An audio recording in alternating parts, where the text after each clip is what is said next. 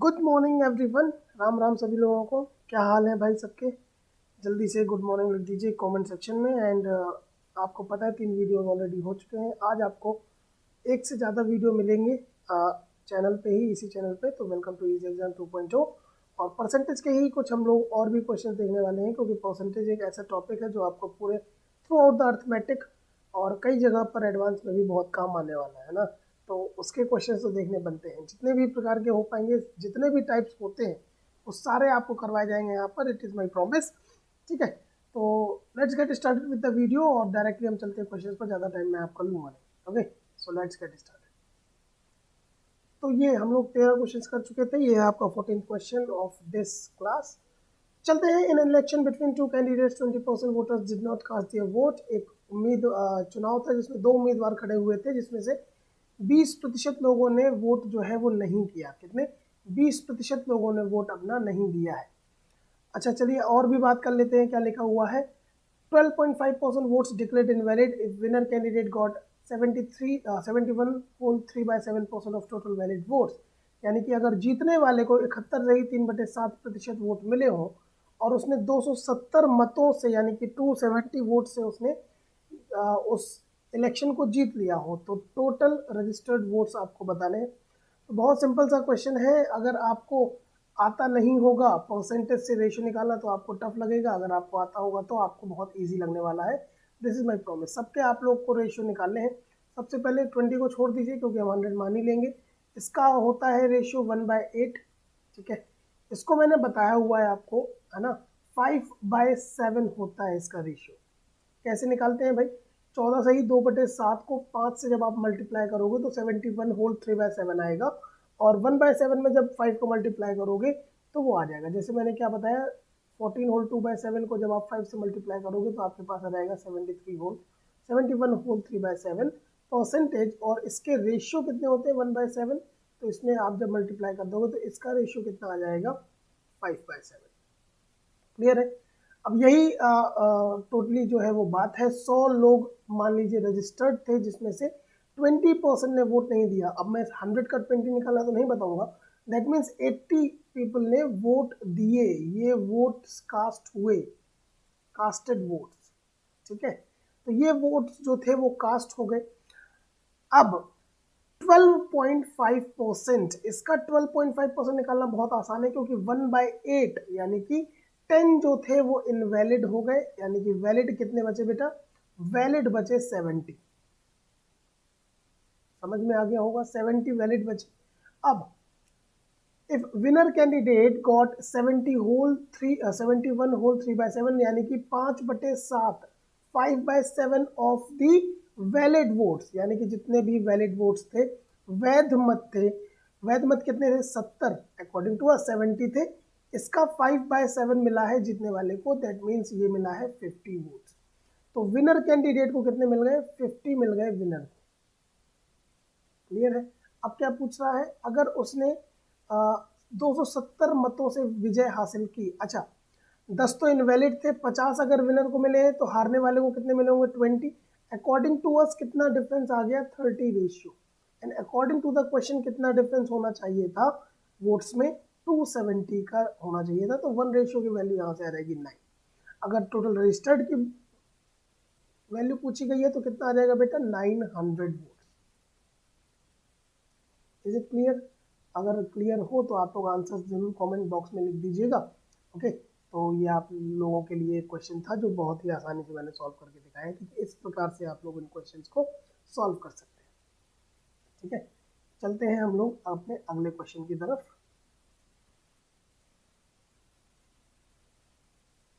फिर से वही इलेक्शन वाला क्वेश्चन है। In election between two candidates 20% votes declared invalid. Winner candidate got 60% of total valid votes and he won by 5120। ये और भी इजी है।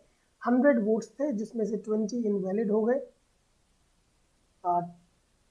20 इनवैलिड हो गए। इसमें बोला ही नहीं गया है कि लोगों ने वोट नहीं दिए। सभी लोगों ने वोट दिए, लेकिन 20% जो थे वो इनवैलिड हो गए। अब इसका 60% इसको मिला है, यानी कि इसका 3/5 कितना होगा?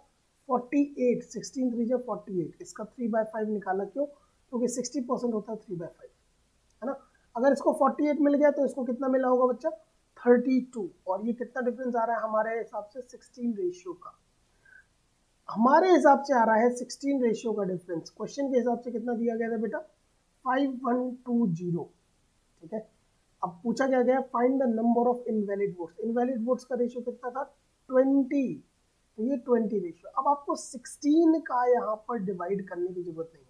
आप देखिए अगर हम क्या कर दें इसमें 5/4 कर दें तो क्या ये 20 हो जाएगा, जी हाँ बिल्कुल हो जाएगा। तो आपको भी यहाँ पर 5/4 कर देना है, सिर्फ 5/4 करना है और आंसर लिख देना है आपको कमेंट सेक्शन में। मैं आंसर इसलिए नहीं बोल रहा हूँ ताकि आप सभी लोग कम से कम इतना सॉल्व करके कमेंट सेक्शन में जरूर लिखें, थोड़ी सी तो प्रैक्टिस करें, सिर्फ वीडियो देखने से कुछ नहीं होगा, है ना। आपको भी प्रैक्टिस करनी पड़ेगी, आपको भी मेहनत करनी पड़ेगी, तभी हम लोग मिलकर ये जो हम लोगों ने मुहिम उठाई है उसको पूरा कर सकते हैं। ठीक है, चलिए आगे बढ़ते हैं हम लोग अपने नेक्स्ट क्वेश्चन की तरफ। There are 3 candidates in election, 3 उम्मीदवार हैं।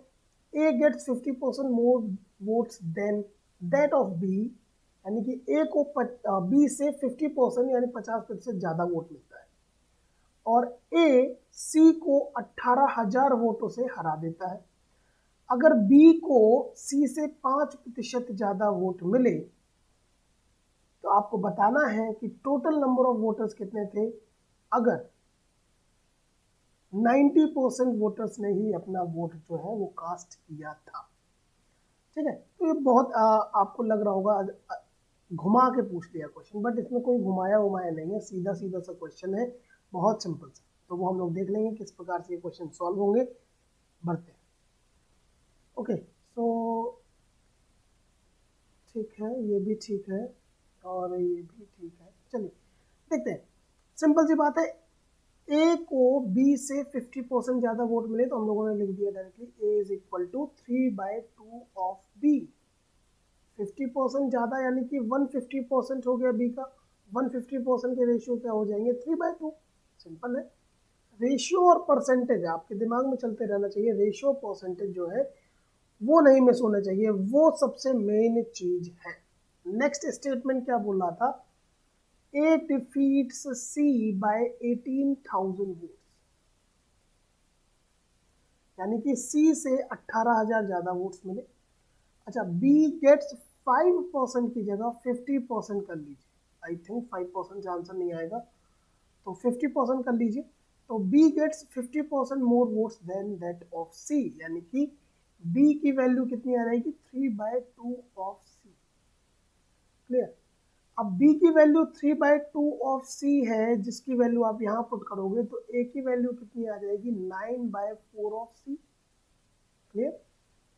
अब यहाँ पर A की वैल्यू अगर आप ये पुट कर दोगे तो C की वैल्यू निकल कर आ जाएगी। देखते हैं कैसे करते हैं हम लोग।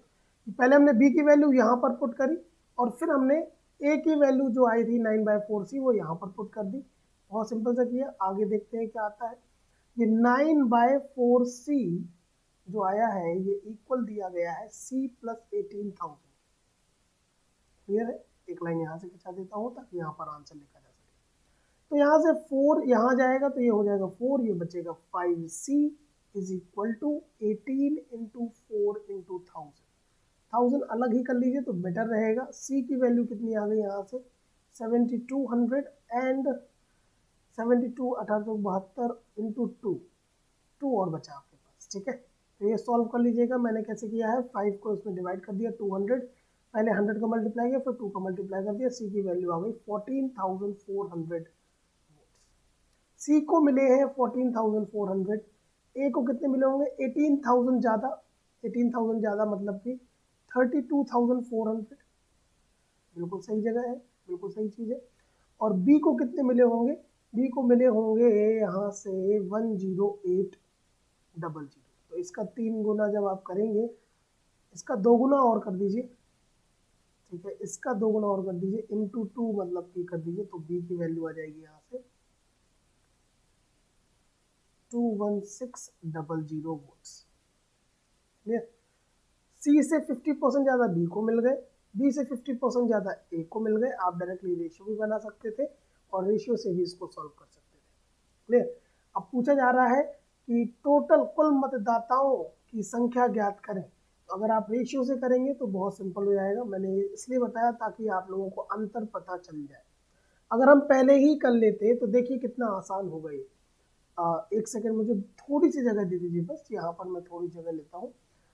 ए, बी और सी, आपको पता है सी को अगर 2 मिले 4 ले लेते हैं इसको, क्यों मैं बताऊंगा बाद में क्यों लिया, आपको खुद ही समझ में आ जाएगा। A:B:C, क्योंकि दो बार 50% है, 50% 1/2 होता है ना, तो 2 बार है तो हम लोग इंटू 2 4 लेंगे रेशियो एटलीस्ट।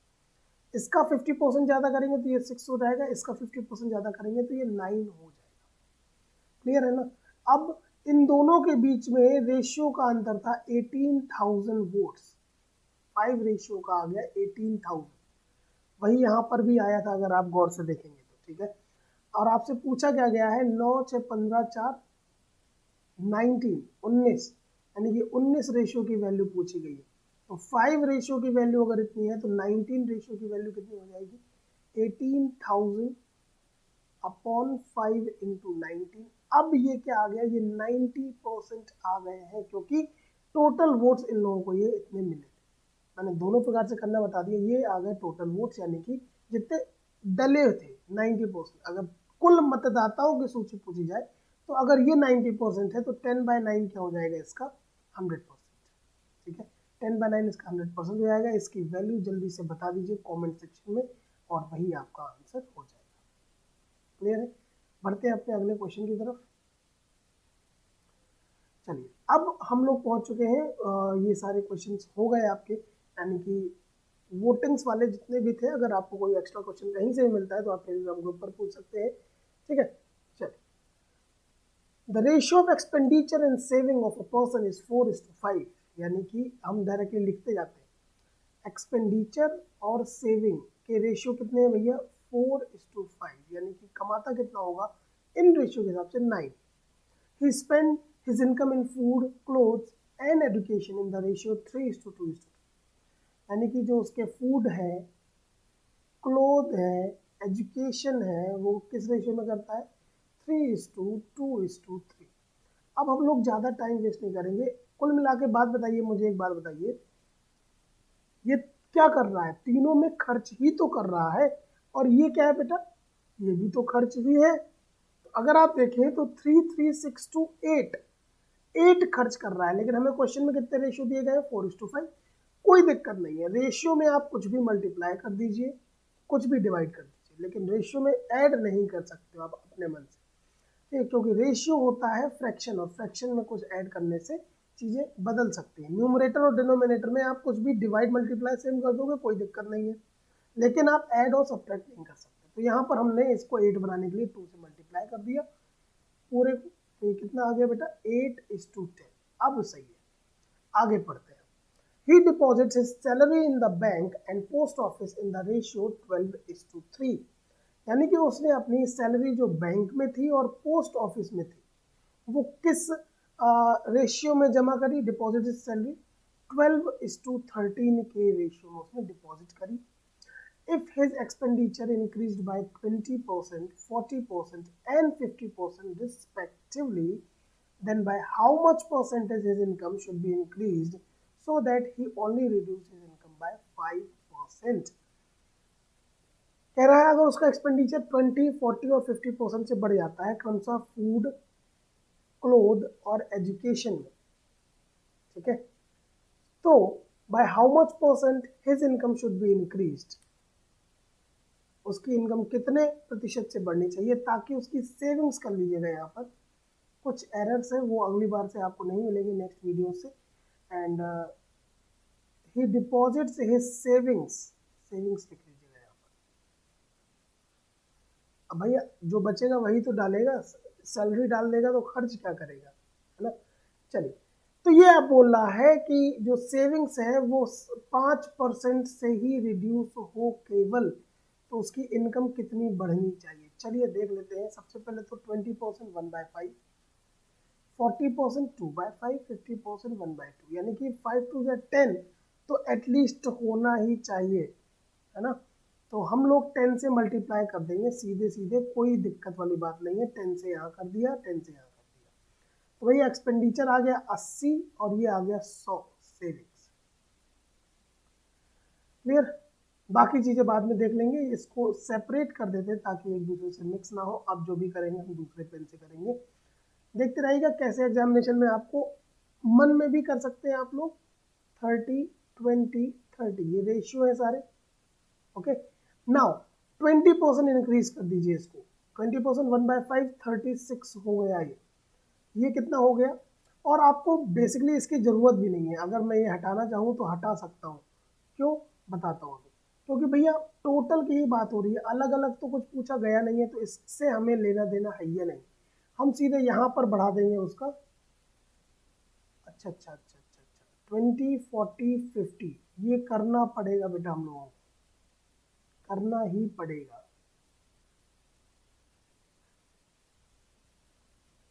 चलिए देख लेते हैं। 10 से मल्टीप्लाई किया 30 20, क्योंकि हमें एक साथ पता नहीं चलेगा कितना बढ़ गया, तो ये हो गया था 36 हम लोगों का। फिर आपने यहाँ पर 40% 2/5 2/5 का मतलब हुआ 8 28 इस पे खर्च कर दिया, और ये कितना हुआ 50% डायरेक्टली, तो 45। क्लियर? 45 यहाँ पर हो जाए। अब टोटल कितना हो गया ये देख लीजिए आप लोग। ये कितना हो गया टोटल 36 28 45 8 5 13 6 19 4 2 6 7 3 10 109। क्लियर है? 109 हो गया। 80 था, ये कितना इंक्रीज हो गया 29 इंक्रीज हो गया। अब अभी तक कितना था 180 था टोटल उसकी सैलरी, ये याद रखना है आपको। जिसमें से वो 80 खर्च करता था, 100 बचा लेता था, 100 उसकी सेविंग्स थी। लेकिन अब वो क्या है 100, अब उसको 109 खर्च करना है ना। सेविंग्स केवल होनी चाहिए उसकी 5% कम, यानी कि 95। तो इन दोनों को जोड़ दीजिए, कितनी सैलरी आ गई भैया? सैलरी आ गई उसकी 204 रुपए। कितनी बढ़ गई 180 से 204? 24 रुपए। 24 180 का कितना प्रतिशत होता है, बस ये निकालना है आपको और आंसर दे देना है कमेंट सेक्शन में। क्लियर है? चलिए आगे बढ़ते हैं हम लोग। ये प्यारा क्वेश्चन है। इस प्रकार के क्वेश्चंस कई बार एग्जामिनेशन में पूछे जा चुके हैं। देखिए, क्वालिटी पर बिलीव रखिए, क्वांटिटी पर नहीं। आपका कॉन्सेप्ट क्लियर होना चाहिए, और कॉन्सेप्ट क्लियर मैं कर रहा हूँ। अगर फिर भी नहीं समझ में आ रहा है, आप वीडियो एक बार दोबारा देखिए। फिर भी अगर कोई दिक्कत है तो आप सीधे सीधे मुझसे टेलीग्राम पर पूछ सकते हैं। टेलीग्राम की लिंक आपको कमेंट सेक्शन में दी गई है। ठीक है, चलिए धीमे धीमे हम लोग नंबर ऑफ वीडियोस भी बढ़ाएंगे। अपना चैनल है, कुछ भी कर लो कोई दिक्कत नहीं है, आप जैसा कहेंगे वैसा होता रहेगा। अगला क्वेश्चन क्या कह रहा है? ट्रेन का किराया उसके द्वारा तय की गई दूरी के वर्ग के सीधानुपातिक, वर्ग नहीं होना चाहिए था, ये होना चाहिए था वर्गमूल, sorry for the error, square root of the distance covered by it. यानी कि क्या बोल रहा है, फेयर अगर एफ है तो ये डायरेक्टली प्रोपोर्शनल है अंडर रूट डिस्टेंस के। यानी कि एफ की वैल्यू कितनी आ रहेगी, के अंडर रूट डिस्टेंस। के आप सभी को पता है, जब हम लोग प्रोपोर्शनलिटी का साइन हटाते हैं तो के एक कांस्टेंट निकल कर आ जाता है।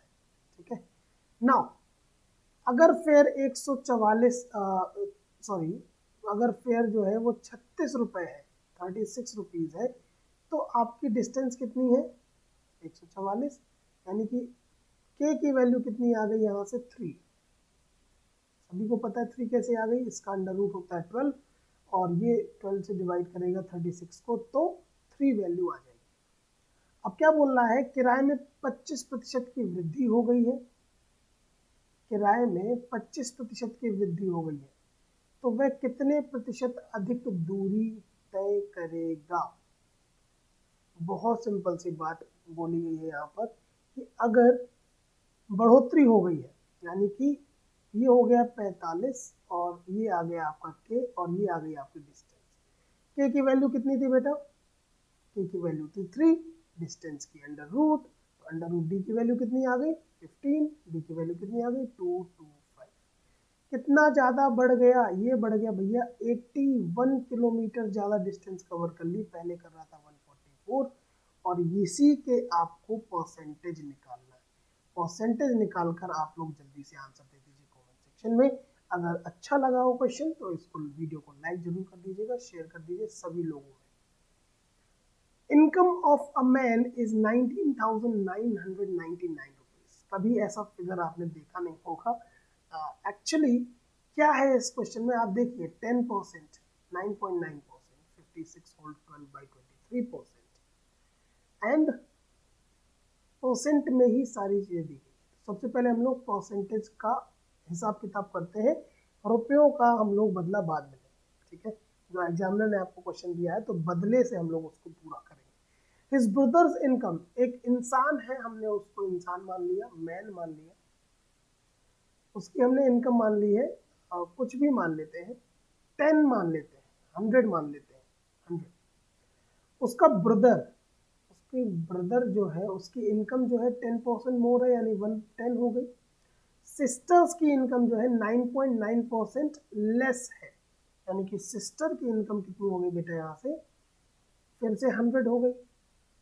110 का 9.9% लेस जब आप करोगे ब्रदर के इनकम में से, तो वो कितना हो जाएगा आपका 11 होल 1/11 आता है ना इसका रेशियो, तो 11 से डिवाइड करो, 1 कम कर दो तो आ जाएगा 100।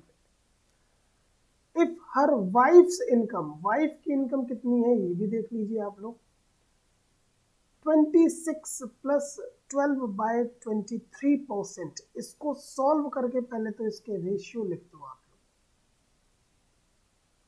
जल्दी से सॉल्व कर लीजिए इसको और इसके रेशियो बताइए कमेंट सेक्शन में। मैं तुरंत ही बताऊंगा, पॉज कर दीजिए वीडियो को, जल्दी से लिख दिया होगा सभी लोगों ने अभी तक पॉज करके। चलिए तो ये कितना आ जाएगा यहाँ से 1300/23। अच्छा 23 था, कुछ गड़बड़ की क्या, 9.09 मोर देन हिज ब्रदर। अच्छा मोर था, इसको 120 कर लीजिएगा, ठीक है, मोर है।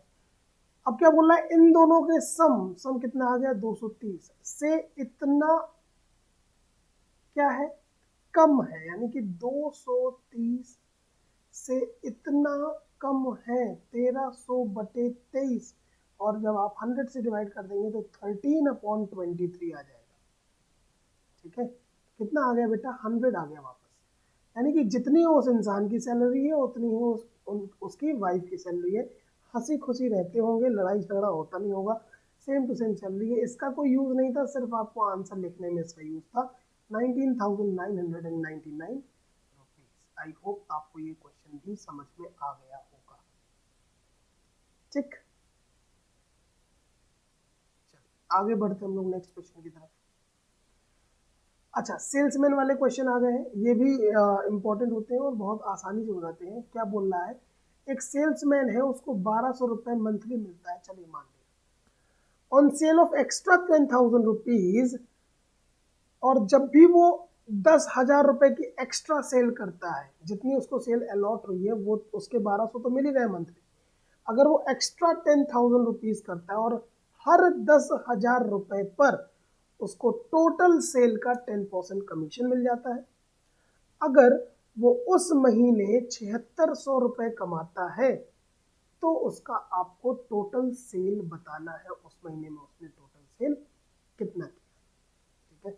10% कमीशन बोला जा रहा है टोटल सेल का। अगर हम लोग बात करते हैं 7600 रुपए उसको मिल रहा था, उस महीने मिला, तो 1200 रुपए तो उसको मिलता ही था, एक्स्ट्रा उसको कमीशन मिलाकर टोटल 7600 रुपए मिला, 7600। तो ये आ गया आपका 6400 रुपीज उसको बेटा मिला, ठीक है। तो 6400 रुपीज उसको मिला है, तो उसकी सेल कितनी हो जाएगी, 10% ऑफ द कमीशन 64,000 रुपीज, ठीक है। 64,000 रुपीज हो गई उसका टोटल सेल जो उसने किया, ठीक है। और सैलरी कितनी थी उसकी 1200, यानी कि ये जो मिल रहा है on sale of extra 10,000 rupees, हर 10,000 रुपए के कमीशन के बाद उसको 10% मिलता है, ठीक है। मिस कर गया क्या मैं कुछ यहाँ पर, हाँ जी हाँ जी हाँ जी, थोड़ी सी चीज मिस कर गए, और बाकी को हम लोगों ने बिल्कुल सही निकाला है। हाफ इनकम मिलती है और 10% कमीशन मिलता है, तो 7600 रुपये में अगर उसको 600 रुपये कम मिलते तो कितना मिलता, 7000 रुपये, और 7000 10% टोटल सेल कितनी आ गई, 70,000 रुपीज़। 2 मिनट में इसका आंसर आता है। बस क्वेश्चन को पूरी ढंग से पढ़ लीजिए, आंसर आ जाए। तो ये क्वेश्चन क्या कह रहा है, अब मैन गेट्स 9% कमीशन ऑफ इस total sale in a month, यानी कि वो जितना भी बेचता है उसको 9% कमीशन मिल जाता है हर 10,000 की एक्स्ट्रा सेल पर। ये ऑन एवरेज जरूर याद रखिएगा, यानी कि अगर उसने 9,000 रुपये तक उसने सेल की तो उसको 9% मिलेगा। जैसे उसने 10,000 की सेल पूरी कर ली तो उसको कितना मिल गया, 9% तो मिल ही रहा था, प्लस एक्स्ट्रा 3% मिल गया। फिर 10,000 से 11,000 पर नहीं मिलेगा, जब वो पूरे 20,000 कर लेगा हर 10,000 के बाद उसको 3% एक्स्ट्रा कमीशन मिलेगा। तो बहुत सिंपल सा क्वेश्चन हो गया ये। जैसे ही उसने 10,000 की सेल पूरी की होगी बेटा, तो उसको 9 + 3% कमीशन मिला होगा, 1200 रुपये। क्लियर। और उसने टोटल कमाए कितने, 1300, यानी कि 100 रुपये अगर उसने ज़्यादा कमाए तो वो 10,000 तक तो बिल्कुल पहुंचा ही नहीं होगा, अगले 10,000 तक, यानी कि उसका जो एक्स्ट्रा कमीशन आया कितना आ गया, 300 रुपये। क्लियर है, आगे बढ़ते हैं। The population of a village is 583,000। ये मैं शायद क्वेश्चन इस प्रकार का करवा चुका हूँ, ये क्वेश्चन नहीं कर पाया। तो रेशियो वाला क्वेश्चन है, बिल्कुल सिंपल सी बात है। अगर टोटल यहाँ पर बोला जा रहा है 5/12 women of the total population, अगर 12 जो है वो टोटल पॉपुलेशन है, तो यहाँ पर 5 जो है वो विमेन है और 7 जो है वो मेन है। अब 14 होल 2/7%, यानी कि 1/7% मैन जो है वो मैरिड है, यानी कि 1 मैन जो है वो मैरिड है हमारे हिसाब से। तो एक ही औरत भी मैरिड होगी। मैंने क्या बताया आपको, क्वेश्चन में अमूमन ये दे दिया जाता है कि every single man is married only to 1 women, ठीक है। लेकिन कई बार एग्जामिनर नहीं देता है तो आपको खुद ही एज्यूम करना पड़ेगा, पहले ही मैं बता देता हूँ। तो ये बात है। और ऐसे इस केस में आपको क्या मिल गया, यहाँ से आप लोग देख सकते हैं 5, 7, 1 वुमन और 1 मैन जो है वो मैरिड हो गए। यहाँ पर 2 लोग टोटल मैरिड हो गए। तो कुल विवाहित जनसंख्या, कुल जनसंख्या थी 12 और टोटल मैरिड लोग कितने हैं, 2। तो ये आ गया 16 से ही 2/3, 16 होल 2/3% आंसर। क्लियर है, चलिए आगे बढ़ते हैं हम लोग। The average salary of all the employees of a company is increased by 12.5% per hour, यानी कि हर घंटे 12.5% सैलरी जो है वो बढ़ा दी गई। However, total working hours are reduced by 8% of a week, यानी कि हर हफ्ते के 8% घंटे जो है घटा दिए गए। अगर वो पहले 49 घंटे एक महीने एक हफ्ते काम करके 1730 रुपये कमाते थे, तो उनकी वीकली सैलरी में कितना परसेंटेज चेंज आएगा। We don't care about the 49 number of hours and 1730 rupees a week. आपको प्रतिशत दिया गया था, आपको प्रतिशत में पूछा गया है, तो डायरेक्टली आप कर देंगे। इंक्रीज कितना हुआ, 8 से 9 हो गया। रेशियो आपको पता है इसके होते हैं 1/8, और 8% रिड्यूस हो गया, यानी कि हम लोग डायरेक्टली 8% के रेशियो लिख सकते हैं, 2/25, 25 से 23 हो गया। तो ये हो गया आपका 200, और ये कितना आ गया आपका 260, ठीक है। यानी कि क्या हुआ, इंक्रीज हो गया कितना, 3.5%। मुझे बताने की जरूरत नहीं होगी कैसे आया। 100 के हिसाब से 7 का डिफरेंस होता, 100 के हिसाब से तो 7% आता, 200 के हिसाब से आधा हो जाएगा, तो ये आ गया 3.5%। क्लियर है बात। तो ऐसे ही हम लोग क्वेश्चंस करते हैं और आगे भी करते रहेंगे। एक और क्वेश्चन देखते हैं। The pressure of a gas is directly proportional to the temperature. लिख लेते हैं, pressure is directly proportional to temperature and inversely proportional to volume, और वॉल्यूम के इनवर्सली प्रोपोर्शनल है। If the temperature increase by 40% and volume is decreased by 20%, find the percentage change in the pressure of the gas। चलिए एक simple सी बात मैं आपको बता देता हूं, टेम्परेचर बढ़ेगा तो प्रेशर बढ़ेगा, और वॉल्यूम घटेगा तो भी प्रेशर बढ़ेगा। क्यों? क्योंकि ये इन्वर्सली प्रोपोर्शनल है, तो दोनों ही इंक्रीज होंगे। 40% होता है 5 से 7 परचेज सोल्ड मेथड, यहाँ पर फिर लग जाएगा, अभी ऊपर वाले क्वेश्चन में भी लगाया था। 20% होता है 1/5 यानी कि 5 से 6 हो जाएगा, तो ये आ गया 25, ये आ गया 42। 25 के हिसाब से 17 का इंक्रीमेंट है, यानी कि 100 के हिसाब से 68 का इंक्रीमेंट हो जाएगा। This will be the answer. ऐसे ही क्वेश्चंस के लिए आप लोग इस चैनल को फॉलो जरूर कर लीजिए, आपको बहुत ही बेहतरीन तरीके से और भी क्वेश्चंस कराए जाएंगे बहुत जल्दी। दूसरा वीडियो आज ही आपको मिल जाएगा। इस वीडियो को ज़्यादा से ज़्यादा लाइक कर दीजिए, शेयर कर दीजिए, और टेलीग्राम में चैनल की लिंक दे रखी है डिस्क्रिप्शन बॉक्स में, तो टेलीग्राम को जरूर फॉलो कर लीजिएगा, और जो भी क्लासेस होंगी वो आपको पता चलते रहेंगे। Thank you so much, take care and bye.